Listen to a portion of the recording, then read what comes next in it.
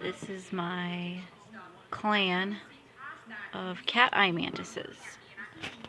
I've had them cohabiting for a while. These are all males in here. I did have more, a lot more, but you know, a lot of shedding issues, stuff like that led to some very sad deaths.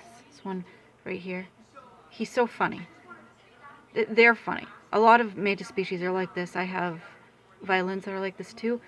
When you feed them, they sway, and from what I've read, that actually means that they sway so that while they're eating, they just look like a branch kind of blowing in the breeze. But I always think it's funny because it's almost like they're excited to be eating. Like, that's how I look at it. But yeah, I have 5 of them in here. There's another one. Not the best focus, but they're called cat eye mantises because they have eyes that look like cat ears on their head. There's another one eating, although it's kind of dark over there. These are all male. Would you believe that I had like 10 of these and I think 8 or 9 of them were male? I have this thing where I order mantises in bulk, and I have a friend who runs a website. He hooks me up usually and gives me extra of whatever I order, which is nice because these guys right here are usually like 20 to 30 bucks a piece.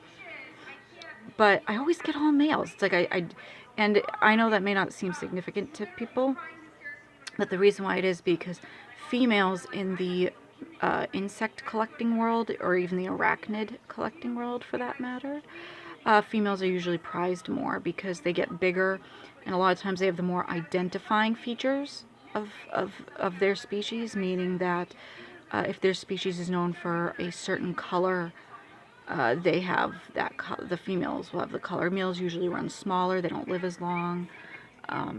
But this species in particular, the males and the females, you can still tell them apart dimorphically by their features as male and female, but this one in particular, they tend to run similar in size, and they're still cool looking. One of the few species that I don't really mind as much having a bunch of males because they do still look awesome. I have one female, guys. I keep her separate because I don't want anything happening. I have had a couple cannibalistic deaths, but that was only because I was waiting for a shipment of food that didn't get here in time, and I felt bad about that. But yeah, they live in this really big exoterra that I fixed up, and I have lots of moss, lots of climbing space. This species needs lots of climbing space in particular because they're a good size. These still aren't full grown, by the way. They're still babies. And the female just shed last night. She is insanely huge. Let me see if I can't get her in a picture for you guys. She's actually still drying off from her shed. But here she is. Look at, she's not even full grown. She's the size of my hand. But like I said, I keep her separate. I want to let her finish drying because she's exhausted from her shed. It takes a lot out of them. But like I said, you know, I keep her separate for cannibalistic purposes. I want to try to breed. So she's going to be a busy girl in a few months, I guess. Just thought you guys would like to see my mantis clan because it's a rare thing. Not all species can cohabitate together. And I think I got a good setup going, and thus far it's been going pretty well.